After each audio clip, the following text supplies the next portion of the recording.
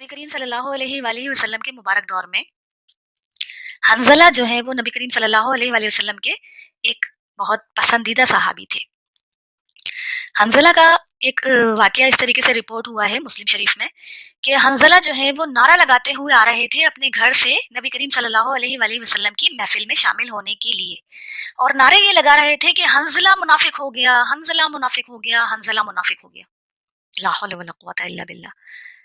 तो रास्ते में उनको हजरत अबू बकर रज़ियल्लाहु ताला अन्हु ने पकड़ लिया, रोक लिया कि क्या हुआ हंज़ला, किस वजह से परेशान हो, क्या नारा लगा रहे हो, क्यों इस तरीके से जो है वो जोर जोर से इस तरीके से लफ्ज पुकार रहे हो, क्या मुनाफिकत आपने अपने अंदर देखी है। देखिए, उनको अपनी फिक्र हुआ करती थी, किसी और की नहीं। हम तो फौरन से दूसरे पर उंगली उठाते ना, और हम ये भूल जाते हैं कि जिसके ऊपर हम उंगली उठा रहे हैं हमारी एक उंगली उसकी तरफ इशारा कर रही है, मेरी बाकी की 3 उंगलियां तो खुद मुझको ही पॉइंट आउट कर रही हैं। ये तो हमें याद ही नहीं रहता, मैंने अपने आप को तो देखना ही नहीं है ना। अच्छा, तो हजरत अबू बकर रज़ियल्लाहु ताला अन्हु के पूछने पर हंज़ला रज़ियल्लाहु ताला अन्हु ने कहा कि हंज़ला इसलिए मुनाफिक हो गया कि जब नबी करीम सल्लल्लाहु अलैहि वसल्लम की महफिल में हम बैठे होते हैं, आपसे गुफ्तगू सुन रहे होते हैं, जन्नत की नेमतों के बारे में हम वाकयात सुन रहे होते हैं, तसव्वुर कर रहे होते हैं, उसकी तरफ जो है हमारा रुझान बढ़ रहा होता है, दिलचस्पी बढ़ रही होती है, उसको हासिल करने की जुस्तजू हमारे अंदर पैदा हो रही होती है, और हमें दुनियादारी जो है वो कम नजर आती है। जहन्नुम की जब हम नवीदे सुनते हैं, नजीर सुनते हैं, नबी करीम सल्लल्लाहु अलैहि वसल्लम से जहन्नुम के अजाब के बारे में सुनते हैं, तो हमें जो है वो दुनिया से बेरगबती हमारे दिल में उभरना शुरू हो जाती है, दुनिया से दूरी हमें जो है वो ज्यादा पसंद आती है। लेकिन हम जब अपने बीवी बच्चों में, घर बार में, कारोबार में, अपने आरामदेह कमरों में जाते हैं, तो हम जो है वो आखिरत को भूल जाते हैं, जन्नत कहीं ना कहीं धुंधली पड़ जाती है, दोज़ख का अजाब कहीं ना कहीं हमें मांद पड़ जाता है, और हम अपने घर वालों की ख्वाहिशात को पूरा करने के लिए दुनियादारी में लग जाते हैं। आज जब घर में बैठकर बीवी बच्चों के साथ गुफ्तगू करते हुए मुझ पर दुनिया गालिब हुई, तो मेरे दिल ने मुझे चीख कर कहा कि हंज़ला तो मुनाफिक हो गया, दिल में कुछ और है, ज़बान पे कुछ और है। नबी करीम सल्लल्लाहु अलैहि वसल्लम की मजलिस में बैठकर मेरी कैफियत कुछ और है, और घर में बीवी बच्चों के साथ बैठकर मेरे जो है ईमान का लेवल वो रहा ही नहीं, तो क्या मैं मुनाफिक हो गया? इसलिए मैं दौड़कर नबी करीम सल्लल्लाहु अलैहि वसल्लम के पास जा रहा हूँ। हंज़ला रोते रोते ये बात हजरत अबू बकर को सुना रहे हैं। इस बात को सुनकर हजरत अबू बकर रज़ियल्लाहु ताला अन्हु भी ज़ारो कतार रोने लगे, और उन्होंने कहा कि हंज़ला, यही तो मेरा हाल है, यही मेरी भी कैफियत है। बिल्कुल जो वाकया तुमने अपने आप के लिए सुनाया है, बिल्कुल एज इट इज मैं भी इन्हीं कैफियत से गुजरता हूँ। तो उन्हें फिक्र पड़ गई, कहीं मैं भी तो मुनाफिक नहीं हो गया। दोनों रोते हुए नबी करीम सल्लल्लाहु अलैहि वसल्लम की खिदमत में हाजिर हो गए, और ये पूरा हाल नबी करीम सल्लल्लाहु अलैहि वसल्लम को कह सुनाया।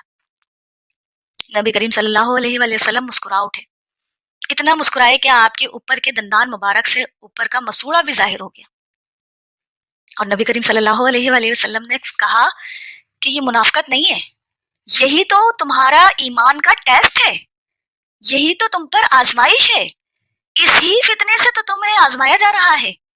ये दुनिया और दुनिया की लज्जतें, दुनिया की आराइशें हासिल करने का तुम्हारा शौक, इसको ही दबाना असल ईमान है, इसको ही सेकंड प्रायोरिटी पर रखना तुम्हारा यकीन होना चाहिए, इसको ही भूल कर तुम्हें आखिरत याद रहे, यही चीज तो अल्लाह को डिमांड है, यही अल्लाह को मतलूब है एक अपने कामिल ईमान मोमिन बंदे से।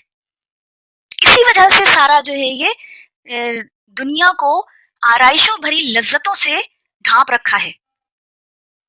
नबी करीम सल्लल्लाहु अलैहि वसल्लम हदीस मुबारका उनको सुनाते हैं, उस मौके पर ये हदीस मुबारका सुनाई आप सल्लल्लाहु अलैहि वसल्लम ने कि अल्लाह रब्बुल आलमीन ने जब जन्नत पैदा की, जन्नत भी अल्लाह ताला की मखलूक है, जब अल्लाह ताला ने जन्नत को पैदा किया, उसके अंदर इतने इनाम इकराम अपने बंदों के लिए रख दिए। फिर उसके बाद जिब्राइल अलैहिस्सलाम से कहा कि जाओ जरा जन्नत का एक बार विजिट करके आओ, देख कर आओ कि जन्नत कैसी है। हजरत जिब्राइल अलैहिस्सलाम राउंड लगाकर आए जन्नत का, और अल्लाह ताला से इरशाद फरमाया कि या अल्लाह, ये तो इतनी नेमतों भरी जन्नत है, इतनी खूबसूरत जन्नत है कि इसको हासिल करने के लिए तेरे बंदे सर धड़ की बाजी लगा देंगे, और कोई ऐसा बंदा नहीं होगा जो इसमें जाने के लिए कोशिश ना करे। پھر اللہ تعالیٰ نے جنت کے راستے کو، جنت کی طرف جانے والے راستے کو کانٹوں سے، مشکلات سے، ویرانیوں سے، انگاروں سے ڈھانپ دیا۔ پھر اس کے بعد جبرائیل علیہ السلام سے کہا کہ آپ جا کر دیکھ کر آؤ جنت کو۔ تو حضرت جبرائیل علیہ السلام راستے سے، آدھے راستے سے ہی واپس آ گئے، اور اللہ کے خدمت، اللہ کے حضور جو ہے وہ پیش عرض کی کہ یا اللہ، تیرا کوئی بندہ بھی اس جنت میں جانے میں کامیاب نہیں ہو پائے گا، اتنی مشکلوں بھری راستہ، اتنا کانٹوں بھرا یہاں پر سفر، یہ لوگ اپنی جان لٹا دیں تب کہیں جا کر جو ہے وہ جنت تک پہنچ پائیں گے۔ اللہ اکبر! آج ہے نا یہاں پر ہمیں جان کی قربانی دینے کی ضرورت، ایمان کو مضبوط رکھنے کے لیے اپنی خواہشات کی قربانی دینے کی ضرورت، یہ ہے اصل وہ ایمان۔ پھر اس کے بعد اللہ تعالیٰ نے دوزخ کو پیدا کیا، اور پھر حضرت جبرائیل علیہ السلام سے فرمایا کہ جاؤ ذرا دوزخ کا ایک راؤنڈ لگا کر آؤ۔ حضرت جبرائیل علیہ السلام وزٹ کر کے آئے، اور پھر اللہ تعالیٰ کے حضور بہت دردناک انداز میں کہا کہ یا اللہ، تیرے یہ بندے جو ہے ایسا کوئی عمل نہیں کریں گے کہ جہنم میں پہنچائے جائیں، ایسا کوئی ان کے دل میں خیال بھی نہیں آئے گا کہ وہ جہنم کے مستحق ہو جائیں۔ اتنا بڑا عذاب، اتنا سخت وہاں پر سزا، کون بدبخت ہوگا جو جنت میں جانے کے لیے جو ہے وہ تیار ہو جائے گا؟ کون ایسا دل سے ارادہ کرے گا، کون ایسا عمل کرے گا جو جنت میں گرایا جائے، اعوذ باللہ من الشیطان الرجیم، جہنم میں پھینکا جائے؟ پھر اللہ تعالیٰ نے جہنم میں جانے کا راستہ وہ خواہشات سے، آرائشوں سے، لذتوں سے، لسٹ سے ڈھانپ دیا۔ پھر اس کے بعد حضرت جبرائیل علیہ السلام سے کہا کہ آپ جا کر ذرا ایک بار جہنم کو دیکھ کر آؤ۔ حضرت جبرائیل علیہ السلام کہتے ہیں کہ جب وہ جہنم کی طرف جانے والے راستے پر چل رہے تھے، پھر اس جہنم کے دروازے تک پہنچ کر واپس آ گئے، اور اللہ تعالیٰ کے حضور عرض کیا کہ یا اللہ، بہت مشکل سے ہی تیرے بندے جہنم کی طرف سفر کرنے سے بچ پائیں گے، شاذ و نادر ہی تیرے کوئی بہت محبوب بندے ہوں گے جو جہنم میں گرنے سے اپنے آپ کو روک پائیں گے۔ اتنا خوشنما راستہ، اتنا دلچسپ راستہ، اتنا آرام دہ راستہ، اتنا خوشگوار راستہ، کون ہوگا جو اس راستے کی خوبصورتی کو دیکھ کر اس پر سفر کرنا نہ شروع کر دے گا؟ بہت مشکل سے کوئی اپنے آپ کو اس راستے پر چلنے سے روک پائے گا۔ یہ ہے اصل وہ نیت کی قربانی، کہ انسان کو دل سے اپنی نیت کے ساتھ خالص ہوتے ہوئے اللہ رب العالمین کے احکامات پر اپنے آپ کو بمشکل پابند کرنا پڑے گا۔ پھر اس کے بعد آپ صلی اللہ علیہ وآلہ وسلم نے حضرت ابوبکر رضی اللہ تعالیٰ عنہ اور حنظلہ رضی اللہ تعالیٰ عنہ سے کہا کہ اس طریقے سے اللہ تعالیٰ نے جہنم کو خوشنما بنا دیا ہے اور جنت کو بدنما چیزوں سے ڈھانپ دیا ہے۔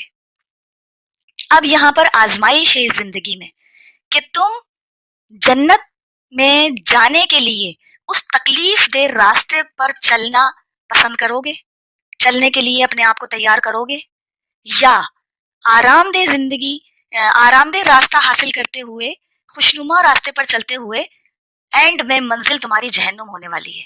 کس راستے کو چوز کرتے ہو؟ خلیفہ جو بنایا گیا ہے انسان کو، خلیفہ کہتے ہیں فیصلہ کرنے والے کو۔ فیصلہ کس چیز کا کرنا ہے؟ کہ مجھے صراط مستقیم کو اڈاپٹ کرنا ہے یا خطوات شیاطین پر چلنا ہے۔ اللہ رب العالمین کی جنت میں جانے کے لیے کانٹوں بھرے راستے کو چوز کرنا ہے، یا شیطان کے بتائے ہوئے خوشنما راستے پر چل کر اینڈ میں اللہ تعالیٰ کی جہنم میں جا کر گرنا ہے؟ یہ ہے اصل انسان کا فیصلہ کرنے کا ٹارگیٹ۔ اب وہ فیصلہ کیسے ہوگا؟